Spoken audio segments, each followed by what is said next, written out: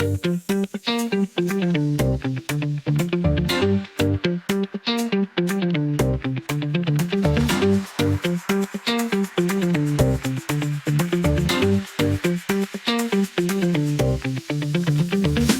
to Fearless Business, and it is wonderful to be here with you this wonderful, amazing Sunday morning. That's in the assumption that you're watching our premiere show. But in case you're catching this after it premiered, you are welcome, whatever time it is, from wherever in the world you are. We're so awesome to have you following us and engaging with us. Now, this is me assuming that you have subscribed, that you're following us, and that you're commenting as regularly as possible, because there's some great lessons coming out of this show every week. We're talking about kingdom business and how to operate in the marketplace or influence the marketplace with a kingdom mindset. Now, we've been talking about being fruitful this year at Mavuno Church, and one of the things that we're having we're coming out of as we run this show is the Fearless Summit, which has been amazing. And in case you missed it, there's going to be some good content available on our social media platforms for you to engage with and connect with, because we have been called to influence the marketplace. When God says, blesses man and says, be fruitful, multiply, fill the earth and subdue it, he does not limit that to just the Garden of Eden. This is our mandate globally. Later on in Matthew, in the New Testament, many years later, Jesus comes and says in Matthew 28, verse 19, Jesus says, go ye into all nations, preaching the gospel, making disciples of all men, and baptizing them in the name of the Father, of the Son, and of the Holy Spirit, and teaching them to obey everything. Guys, that includes the marketplace. In the last days, the mountain of the kingdom of the Lord will be the mountain above, will be established above all other mountains. And one of the mountains that will be established under is the mountain of business and economics. Now, if you understand your personal mandate, your assignment as a kingdom agent, it is to influence the marketplace. So welcome to Fearless Business today. It is wonderful to have you. Now, we are celebrating 1 year, and we want to just make a big deal about it. And we want to hear your testimonies, the things that you've learned, the things that you've applied, the things that have impacted you and your business, your marketplace assignment. Welcome into this space and share with us on our different platforms. Tell us how this has been a blessing to you, because we don't want to just do it for the sake of occupying airspace. We want to do this for the sake of impact. So share with us your impact stories, and we'll be more than glad to highlight them even as we go along. So I'm happy to be here with an amazing guest today. And today we start a new series as we talk about money, mindset, identity, and investment. Now, money does not only reveal what we earn, it reveals what we believe, what we fear, what we value, and what we have been trained to become. When Jesus was teaching, there's only one thing he almost brought par to par when he said, you cannot serve both God and mammon. And that begins to give us an idea of where money and how important money is, but also how much it can impact our relationship with God. Proverbs 23:7 says that as a man thinketh, so is he. The question is, how are you thinking about money? These and many conversations we shall have over the next few episodes. And we want to ask ourselves some amazing questions. And with us in studio today is a gentleman I met not too long ago. He's really passionate about these conversations, but he takes a very interesting angle to it. And I thought, hey, we must share this with our audience at Fearless Business. And so, ladies and gentlemen, please welcome with me Andrew Kibbe of Cheddar. Andrew, karibu sana. Thank you so much, Pastor CJ. Hey, it's amazing to have you, man. I'm really humbled to be here. Hey, I can't forget the first time we spoke. Right. And I'm like, wait, what a minute, what are you even talking about? And of course, later after that, when we sat down and really talked, I was like, we must definitely share this with the audience at Fearless Business. Thank you. Now, here we have different people with different marketplace assignment, kingdom actors, fearless influencers in the marketplace, people that God is using to impact, God has strategically positioned in various aspects of the marketplace. Right. But before people understand your financial philosophy, Right. um, Andrew, they must understand your formation. Now, this episode is really about understanding your story, your early experiences, your encounters with the retired managers, and I can't wait to hear that story again, and how Yeah. um, an interesting field of learning, actuarial mathematics, Yeah. shaped your view about risk, time, and money. All right. Karibu sana. Thank you. So let's begin by just talk about what experiences really shaped your relationship with money. All right. So, Pastor CJ, thank you so much for this opportunity. Yeah. I like the introduction. You've talked about, God planting something in us, and it's just not there for ourselves. It's Yeah. about impacting and making a difference to as many people as possible. So that really drives me. And so when I heard about Fearless Business, I really prayed to have this opportunity. So thank you. Yeah, karibu. Yeah. So before I share my life experience, I'd like to mention two things. Let's say it's the foundation, because I know from experience everything else is going to come out from those two. Yeah. And the reason why that is important is because it helps the audience to the audience mindset Yeah. to be shaking a bit, to move out of the comfort zone. Yeah. And that way, everything now we speak about, there's a reference not from the norm, Yeah. but also that foundation. Let me tell you, that's what we are all about here at Fearless Business, shaking mindsets. So let's get into this. I love it. Thank you, thank you. So the first one, I'm going to share a quick story about a girl who's 6 years old. So she's seated and watching her mother prepare tilapia for dinner. Okay. So she's sitting at the Tilapia. I'm already, somebody put the ugali on the fire. We're getting ready for this. Yeah. So she's seated at the dining table and she notices the mother always cuts the fish into 3 parts. Into 3 parts. Yeah. Completely separating them, or just the slicing for salting and all that? So it's Because there's separate. the slicing it 3 times to flavor it. You can tell I'm from fish community. Definitely. And then there's the completely severing it Yes, 3 yes, parts. yes. So she cuts it completely. So completely. Okay. So the head is separate, the tail is separate, And then the middle midsection. part. Yeah. And depending on which one you get, Uh-huh. you know how much of the meal you're going to enjoy. Exactly. From our traditional African way, we knew the head was going for someone specific. Oh yes, always for the father. By the way, if you're serving fish at an African family, head is Yeah. from Mzee. Yes, yes, yes. Especially the Luo. Okay. So out of curiosity, she decides to ask the mother, Mom, why do you always cut the fish into 3 parts and not 4? Why? Yeah, why? And the mother, without thinking or blinking, she responds and says, Sweetheart, that is how your grandmother used to prepare it. Okay, grandmother things now. Yeah. Uh-huh. So the daughter is seated there and wondering, you've not really answered my question. Yeah. You've just passed it on. Yeah, surely. Blame somebody else for it already. Yeah. So because of the curiosity of this child, she decides to take the mother's phone and call the grandmother. Okay. And she goes, Grandma, can I ask you a question? Yeah, dear grandma. Yeah, sure, darling. What is it? Why do you always cut fish into 3 parts before cooking it? And the grandmother, without also thinking, responds and says, Sweetheart, that is how your great-grandmother used to prepare it. Okay, now we are at 4 generations. Now we had 4 generations. So the day they got the opportunity to go see the great-grandmother, the daughter decided now to pop up that question.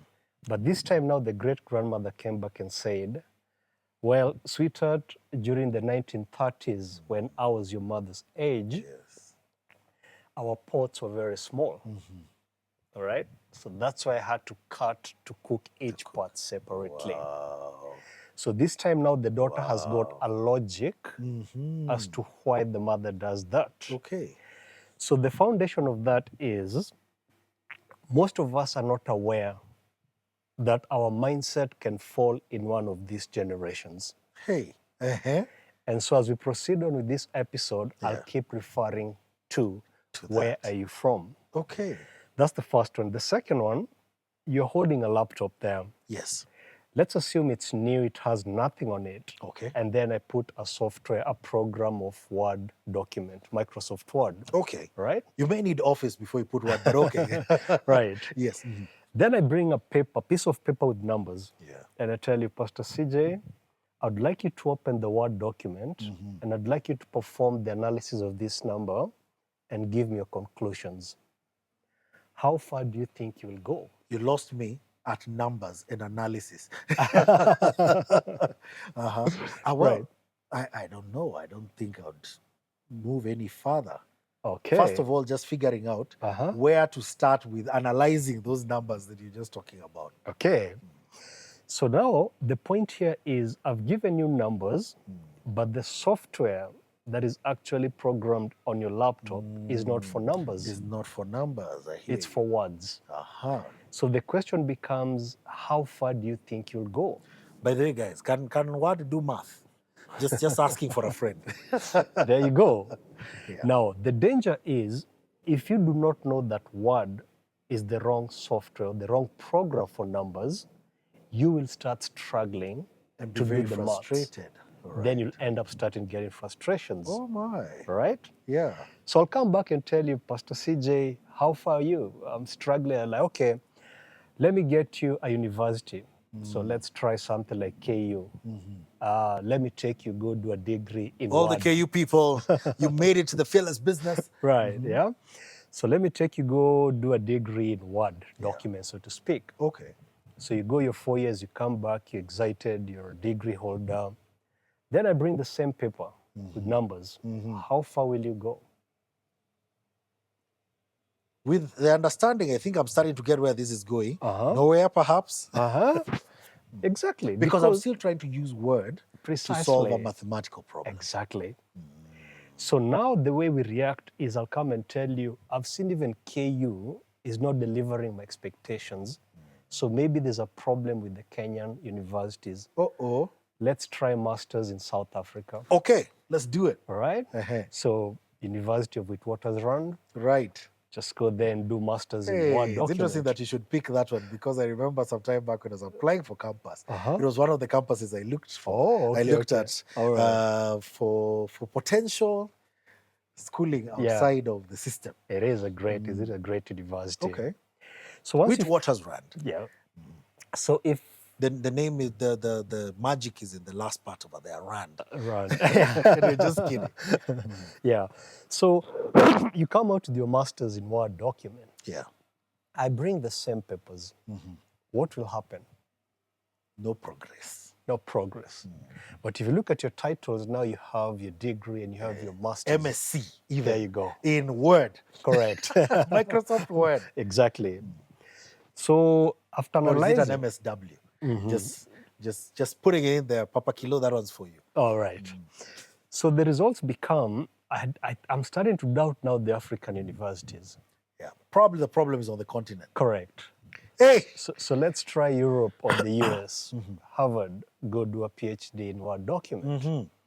So you come out now, we're calling you doctor. PhD, doctor in Microsoft Word. Correct. Doctor MSW. You get it? So here you are now, I bring the numbers again. Again, you're not going to go far. Yeah. So what happens eventually is you end up becoming now a lecturer in one of the universities. Yeah. And unknown to you, you continue teaching Word. So those two are going to be referenced in a lot of the things I'll be talking out through the episode. Okay. Correct. Talk about starting with a bombshell. Now we are just stuck at that place where I have a PhD in Microsoft Word. Why would I do that? But anyway, we're getting somewhere with this. Yeah. What is this? What are you driving at as you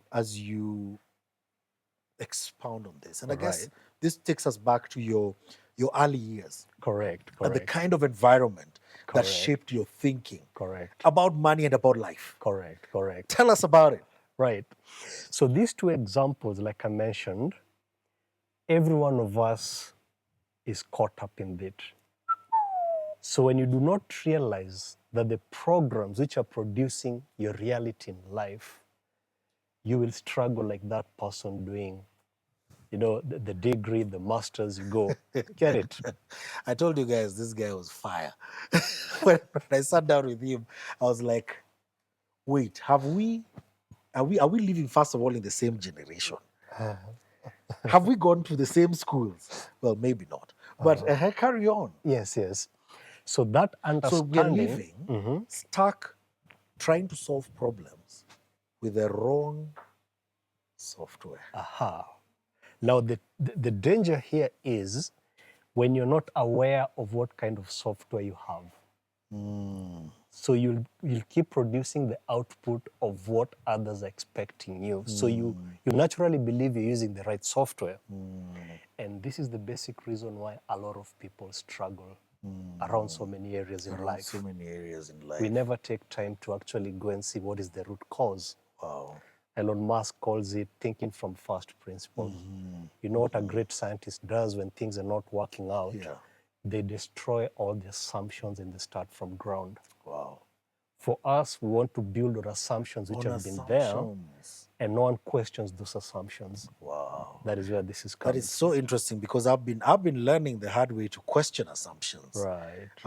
Especially when dealing leadership challenges. Correct. You're leading people, you're having a conversation with a leader of yours, Yeah. and you realize you're caught up in assumptions. Yeah. And if you don't begin by dismantling the assumption or even questioning the assumption, Correct. then you find yourself stuck. Correct. Okay. Yeah. So that is where this is all going. Okay. So let's go back now to my experience in my formative years. Yes. So I was born By the way, guys, that's what we call childhood, formative years. Yeah. So I was born in Kajiado, stayed there up to the time I was about 3 years old. Then I came to Nairobi. So I grew up in an estate in Eastlands called Harambee.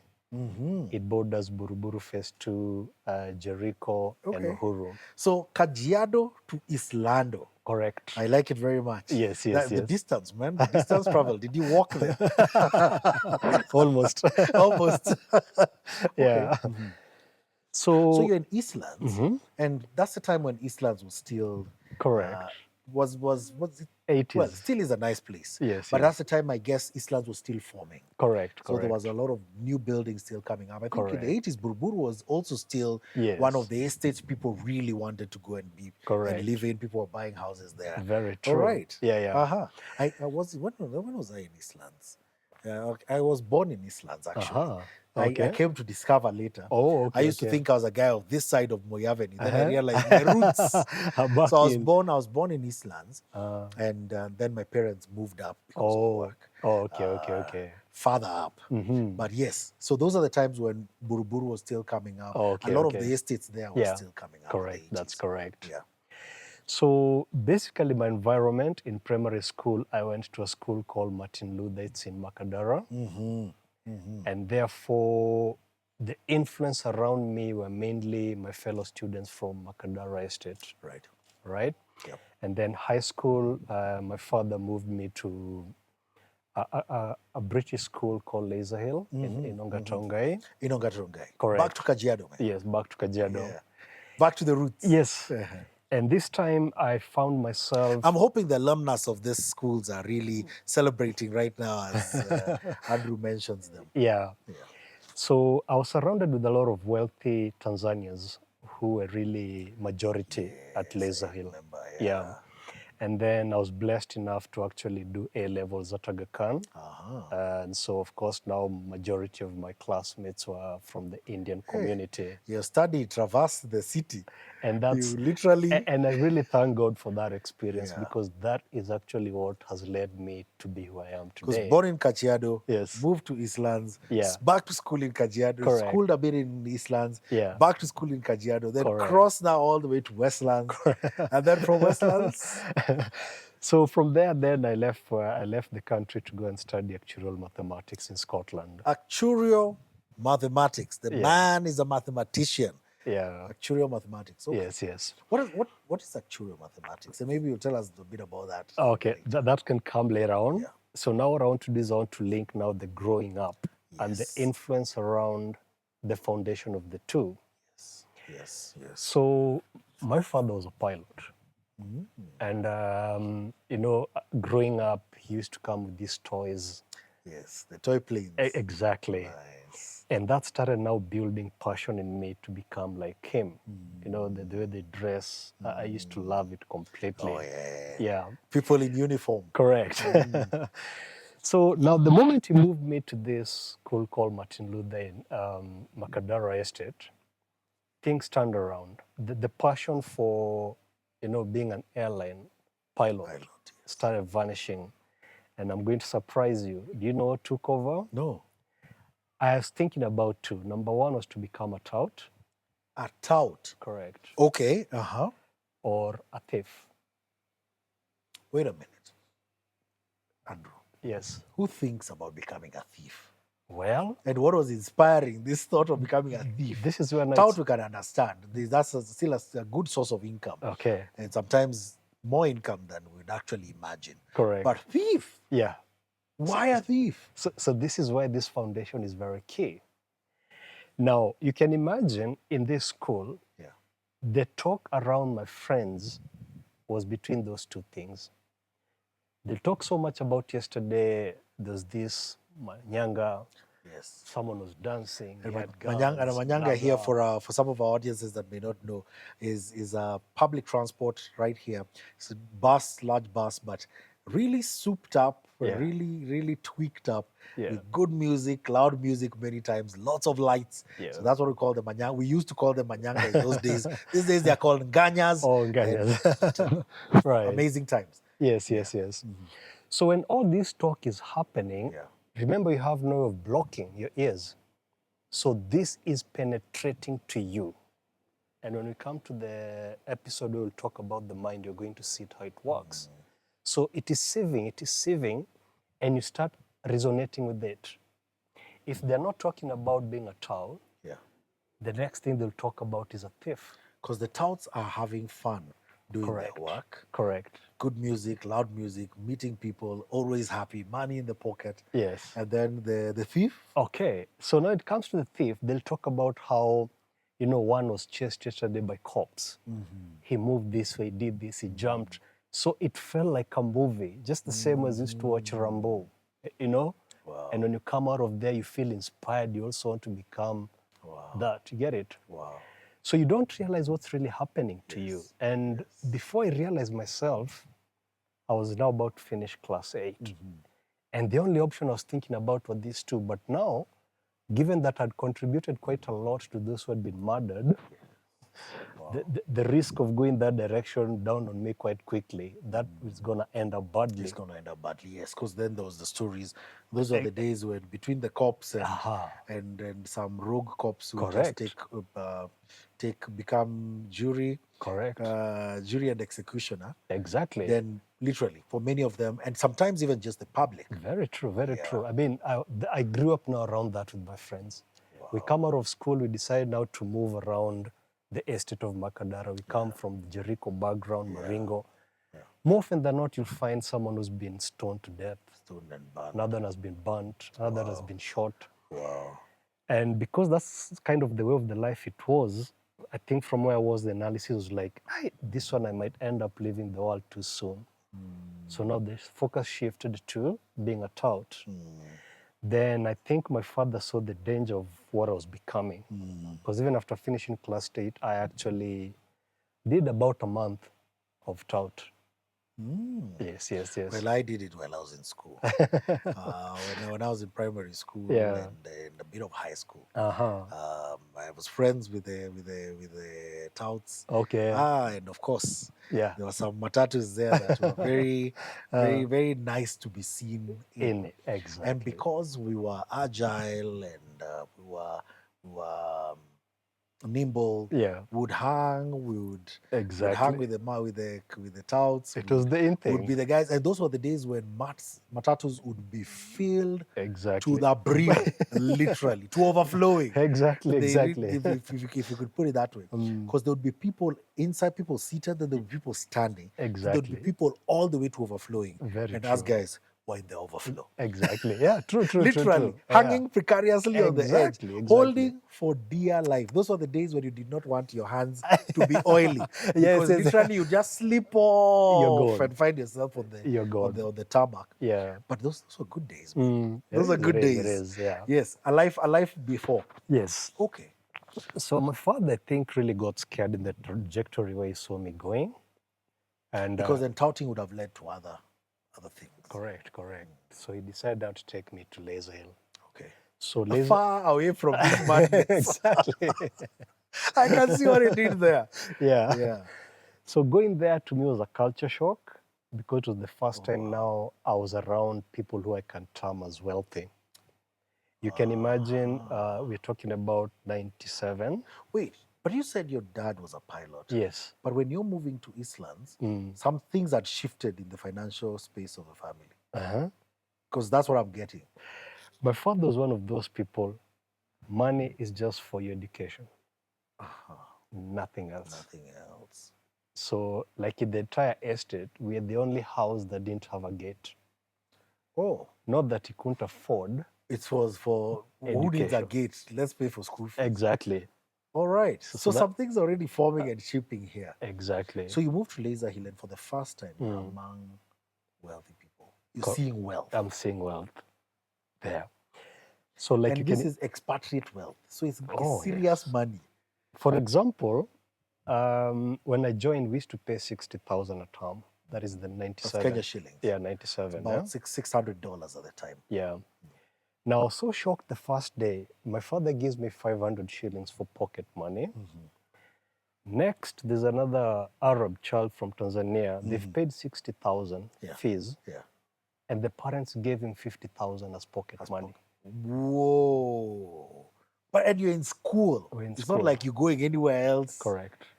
All right. He's got pocket money that could pay the school fees Correct. for the next term. Correct. Okay. So imagine coming from Eastlands. Total game changer. Correct. Coming from Eastlands, no gate. Yes. My dad sent me with 500 bob Correct. Kenya shillings. Yes. And now I'm meeting, literally $5. Correct. And now I'm meeting this child who's got $500 Correct. for a term Yes, yes. to spend on whatever. Correct. Yes. Okay. So that particular point, then now my trajectory now moved back again to pilot.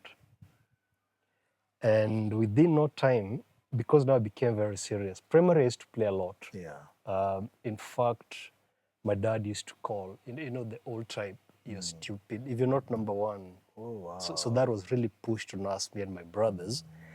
And in primary school, I never felt the need to study because I'm stupid. Why would I make the effort to do it? Oh, wow.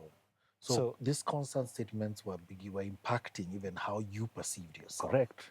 Impacting your identity. Correct. Wow. So I realized school was not for me. Just a moment. Parents, what are you saying to your children? What are you saying to your children?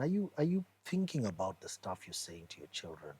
No matter your frustrations, no matter what you're going through, are you speaking life? Because just by hearing you're stupid, you began to be like, why study? Correct. I'm stupid anyway. Correct. Oh my. Pastor CJ, I went to sit my KCP without even touching a book. I never studied. Wow. Because Right. after all, What's the point? wow. Yeah. Wow. So when he took me now to Laser Hill, I felt guilty because I felt that's a lot of money to be used on me. So I felt the best thing I can do for him is try and put some effort. So I remember when we did the first cut, I got 100% in maths. And I think that says something. That your children are processing a lot of things. And they're processing the reality of what's going on in your home. They're processing the reality of things you're saying and speaking. I know some things that I had my parents, my mom especially, say with her friends that completely shifted how I perceived myself as a man for a very long time. And it's really important that you pay attention to your child's mind and what they're developing in their minds. Correct. So you realize this 60K is too much to be spending on me, Yes. and I'm just wasting it. And so Correct. you shift something about your engagement. And for the first time, Yeah. 100% in mathematics. Correct. Congratulations, sir. I was You're shocked. officially a chopi. I was shocked. In fact, when I joined that school, I was nicknamed Matiba. That was my name. Why? Okay, when we joined, there was a black American who came. Yeah. And, you know, growing up in Eastlands and you hear someone wanging, Yes. it used to irritate you. Yeah. So I'll pick on him and tell him, you know, you're Jaramogi Oginga and you're pretending to be Nathaniel from, you know. Oh, my. Yeah, the parents are from the Luo community. Yeah. So I kept bashing that on him, and the word and the name picked. Wow. So he also understood there's another central politician called Matiba. Yes. And so he labeled me that. Labeled it. So the two took off. Interesting. But him, he didn't finish the first term. He went back to the US. So my name stuck. Yeah. You started it. Now you're left with the name. Yes, correct. Yeah. So even when the results came, it was written Andrew Matiba. And actually I had to go and ask the teacher, are these my results? Like, yes, you're very good at what, you know? Wow. So I was quite excited. Amazing. And it's important to mention something because of what you've spoken about parents. I remember how excited I was when we were closing school. My dad had left for France. So he came when we were halfway school holidays, and I just couldn't wait to show him the results. I came position 1. I think the subject I'd failed was geography, and I had 78%. Huh? So he comes, and I'm so excited. I go to him, I show him. So he looks at all that, he smiles. Then he asks me, what happened to geography? Why did you get a B? Oh, come on. Come on. That broke me. Finally, number 1, 100% in mathematics. What happened to geography? Yeah. Oh, wow. It really broke me. And so when you speak to parents, I want them to listen to this because I started losing interest of studying again going forward. Oh, wow. You just regained the interest. Yes. You pushed yourself. Yes. And now with this one statement, Yeah. Going backwards. What is the point? Oh, come on, man. Of all these ones, the only one is just chosen to C. Is the one, and it's not a C or a D. Correct. It's a B. Yes. Oh, come on. The rest were A's, actually. So 6 out of 7 A's. Yeah. He saw the B. Yes. Oh, I'm so sorry. No, it's okay. It's what has led me to where I am today. So I'm very, very grateful for all those experiences. And so the spirit I had actually just went down. Yeah. But I enjoyed playing around with numbers. So maths continued being the way it was. But I stopped taking the seriousness that I was.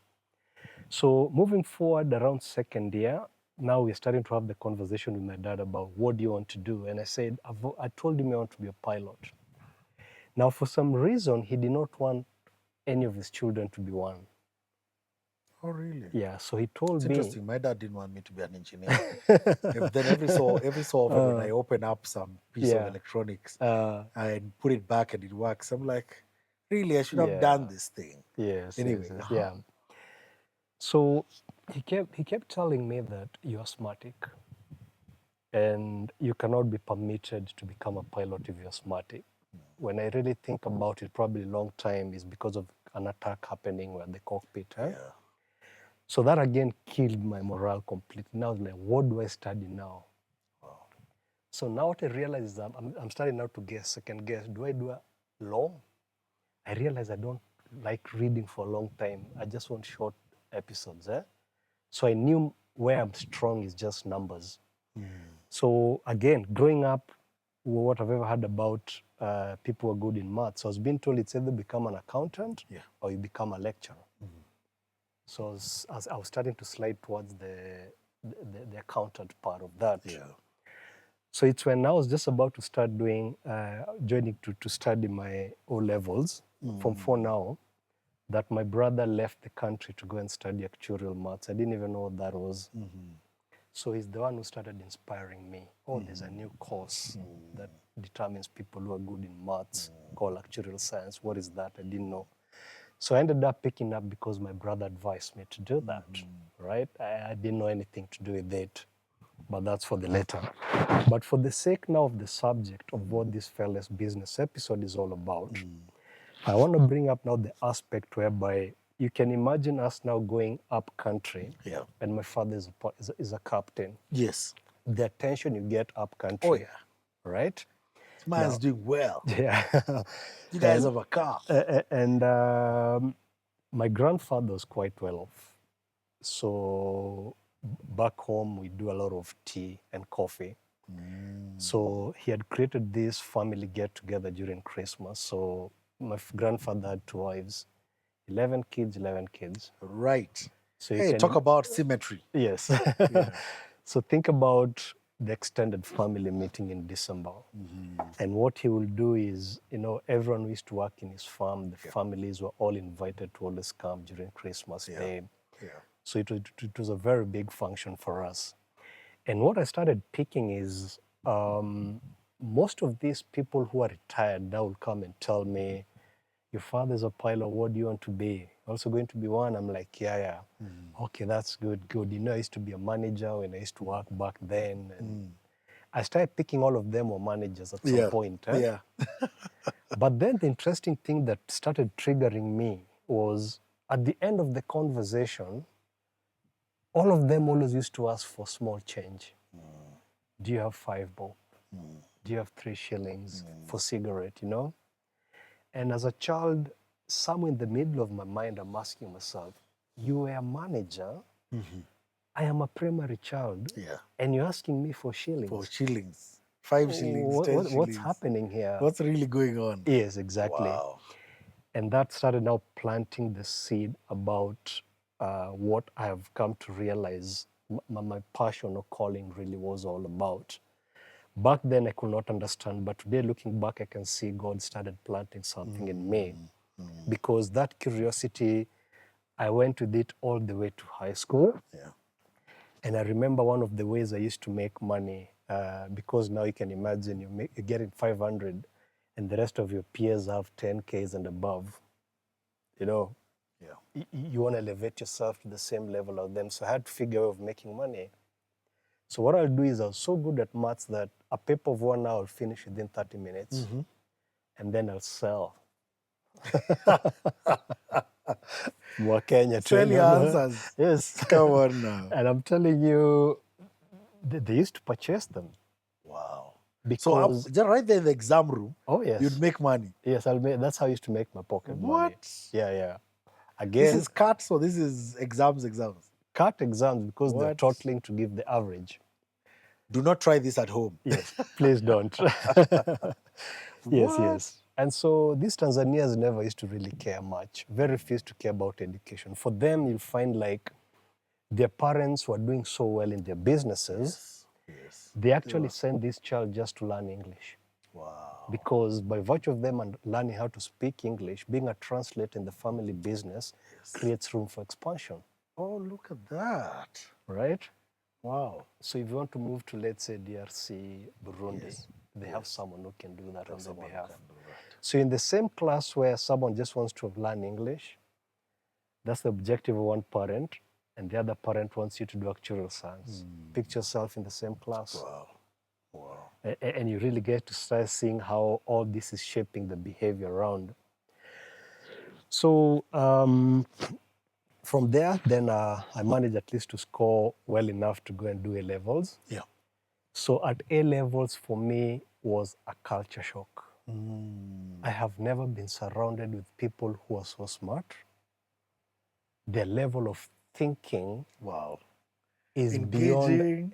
Beyond, Yeah. Pastor CJ, it really affected me so much that I dropped even in mathematics. What do you mean? To a point where there's a day I got a U.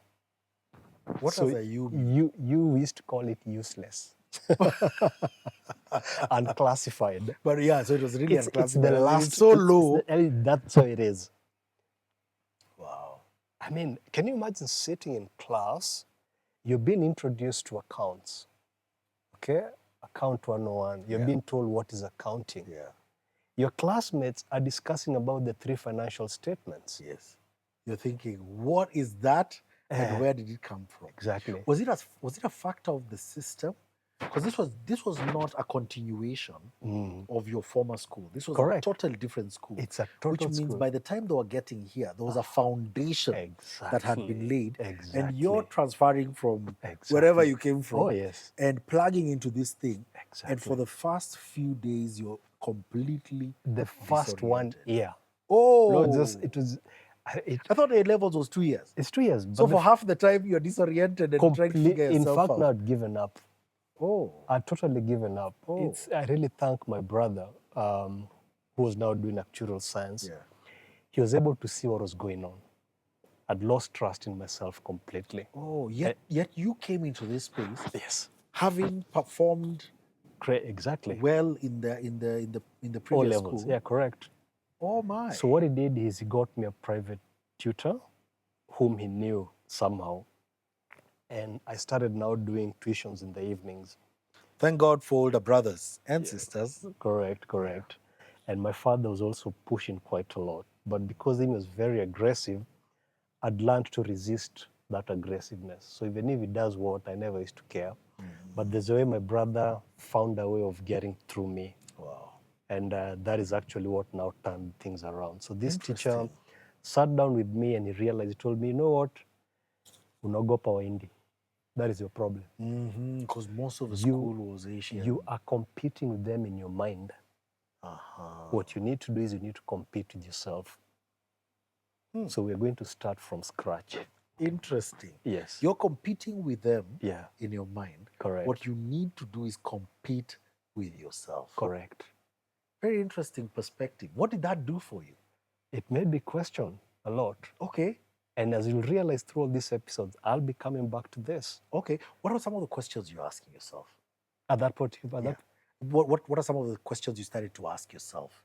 So initially was, what is this guy talking about? I mean, the purpose of going to school is we compete. It's to So how am I? because this is what had been ingrained in you. Exactly. And many of us, by the way, still continue even in the workplace. You'll be because surprised. the mindset is, I'm here to beat you. Exactly. Exactly. When you go to the mindset, that is going to become very clear. I think let's pause there for a moment. As you listen to this, just ask yourself, why are you doing what you do? Are you competing with someone else? Are you competing with other people in the industry? Or are you competing against yourself? Because if you're competing with someone else, then they do this, you do that. When they do something else, you do that. They buy this, you buy that. But there's a different approach to it. And the question to ask is, who are you competing with and why? It could be a mindset thing that was put in you from your school days. Okay, interesting. Yes. Well, one of the things I know has definitely been a mindset thing is how we won't organize ourselves on the roads unless there's someone in a bright yellow jacket and a white hat. It's a culture. I'm like, honestly, guys. Yeah. And I've brought it down. I've actually, my perspective, purely my perspective, I've narrowed it down to our school days. That unless there was someone writing names down, Very good. there was no need to follow the law. Unless there was a teacher in the class or a teacher was coming to the class. If there was no repercussion. Exactly. But you know what was something interesting? I realized in places where there's real order, the repercussions are really serious. Exactly. Interesting. Yeah, that is so true. And this is the foundation of what this episode is all about. Because we have created a system that starts focusing from youthhood. Yeah. We tend not to pay much attention at formative years, the childhood. Yet that is where we're supposed to put all our efforts, because if you fix there, then everything will flow. All right? And so one of the things I came to understand now from this teacher when he started engaging me was that, unfortunately, our education system was structured to teach us what to think instead of how to think. And by that I mean... Our education system was structured to teach us what to think. Yes. Instead of how to think. What's the difference? The difference is when you're teaching someone what to think, you narrow down their mind to something, a focal point. When you're teaching them how to think, you're expanding their mind. So for instance, when we joined nursery or kindergarten, we were told A is for apple. So out of all the words that start with A, they narrow down to apple. So pick a child who's in kindergarten, tell them A is for aeroplane and see what happens. Right now, mine will tell me, forget it. That is the problem now. Mine will tell me, no. Actually, Teacher said, you're wrong. Correct. And they'll now, because again of where we've taken them, Exactly. they'll now argue out. Exactly. Like every so often they're correcting us for, oh, actually, no, that word is said like this. I'm like, who's paying the school fees? Who's paying the school fees? There you go. So this takes you back again to the generation foundation. Right? The generation foundation that we started with. Exactly. Yes. The teachers found A's for apple. Now they're just passing it on and on and on. So the danger around this is... The guy with the master's. Correct. The guy with the PhD. Correct. Just passing on what they found. Exactly. Right? Teaching us what to think. Right? And this was structured in such a way that you even started being told the kind of careers you should dream of. What would you like to be when you grow up? Doctor. It's narrowing down. And when you really think about all the professions they mentioned, they all fall under a category we call employee. No one told us to own businesses. No one told us to be investors. Yet financial peace comes from those two. All right? The financial piece comes from? From those two. Which is? Big business and investments. But we were wired, we were programmed to focus on employment. On employment. Right? And should we venture out, keep it small? That is coming. All right? Hey! We're going to the root of all the problem. You get it? So all of us now, we're trying to outsmart each other.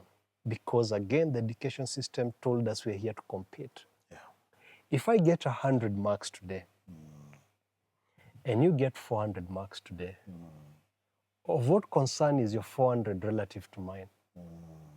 In fact, I tell people, God created you alone. You showed up in this world alone, right? That's a gift. And the day you leave this world, God is going to pick you alone. Wow. So the entry point and the exit, God in his very own wisdom made it to be about you. So common sense should tell you, in between these 2 points, everything should be about who? Should be about you. But now they designed something that makes us know we are here to compare how we are progressing to other people. So what that does as you progress on in life is bitterness starts coming in, you know? And that's why you see politics is almost everywhere, even in workplaces, because we use a lot of energy and time on things that are not productive for the benefit of the vision of the organizations we're working for. There's a lot of backstabbing and all these things going on, you know? It all started in those formative years. The societies that cooperate instead of competing, you will see a very big difference. A very big difference. So I was blessed to go in Aga Khan, and I saw it firsthand. You saw a different approach. So I see something very interesting here, and I don't know whether it was deliberate for your parents. And they were probably trying to fix one problem. I'm imagining Dad was definitely trying to fix that touting problem by moving you to Kajiado boarding school. But by moving there, something shifted in your mind. Correct. You saw something different. Correct. Something shifted in your mind. Then you do Kajiado for the time you do your O-levels. Then move to Aga Khan. Correct. And you again see something different. Exactly. That then sets a very different foundation. Oh yes. Wow. You know, I want us to pause there because I am sensing there's so much that we need to unpack. And I like how you've concluded it. That God is very intentional in the way he created us and in the way he positioned us on the planet. Correct. And among the things that I'm hearing very critical here is that every point in our journey is a deliberate move by God. Correct. And that we cannot take for granted all those points. Correct. I like something about today that we're not putting blame on our parents or Yes, their yes. parents or their parents. Correct. We're just saying the system is flawed. So we're going back to the daughter, Ehe. right? At 6 years, We cannot blame the mother, we're not blaming the mother. but we can see where the problem We is. can see where the problem You started. get it? So where we are today, we're asking ourselves, which generation do we choose to be going forward? Before, most of us are actually the mother. Our output is based on the input that we saw. So now we're starting to question like this daughter. Wow. Why? Wow. And this is when you realize that Hey. one of the most powerful way God speaks to us is through experience. Andrew, you need to pause there because when we come back, we need to have this conversation. Our time is up, and we really need to keep this time so that then you guys can come back next time. And want to leave you with a question. Why are you doing things the way you do them? What is the software that is governing how you're doing life today, how you're doing business, how you're conducting the affairs of your marketplace assignment? Are you paying attention to what God has made possible and available for you today? Are you paying attention to the knowledge? The scriptures say, my people perish for lack of knowledge. Could it be that the things you're doing are part of a flawed setup? Not that anyone was really to blame. They just went with what they knew. They just went with what they had.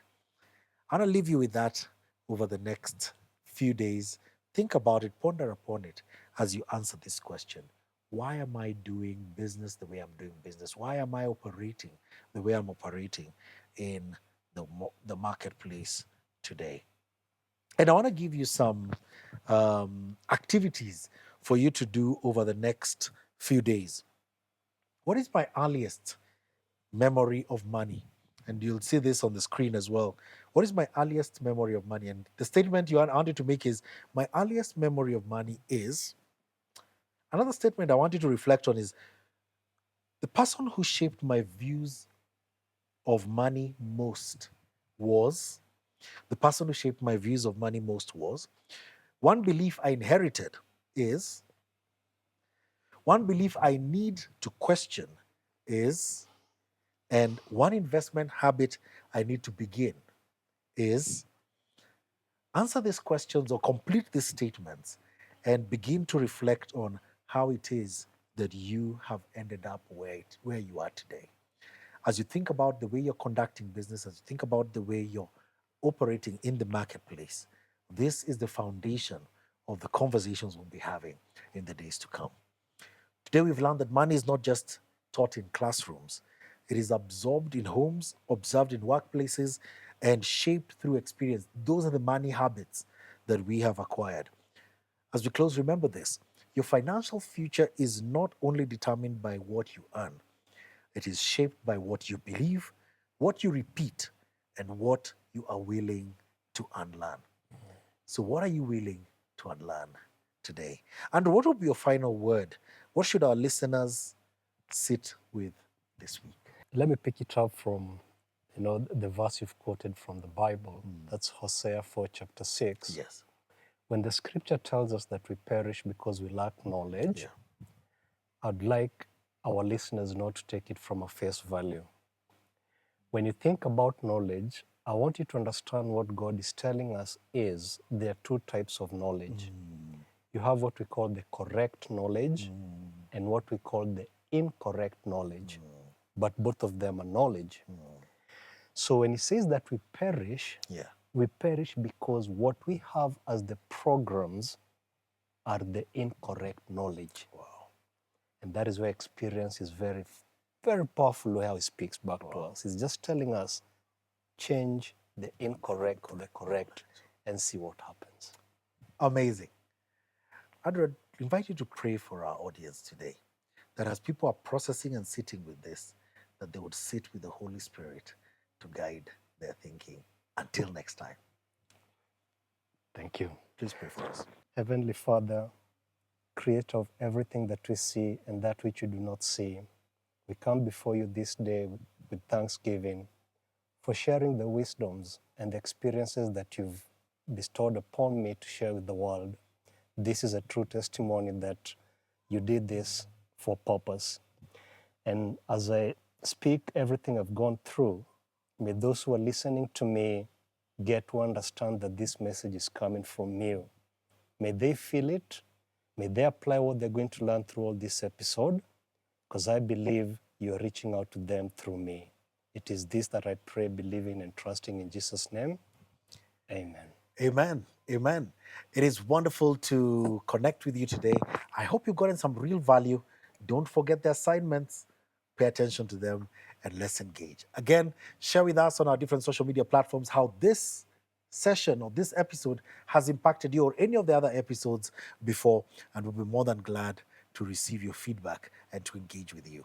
Otherwise, this has been Fearless Business, where we challenge you to go forth and be fearless.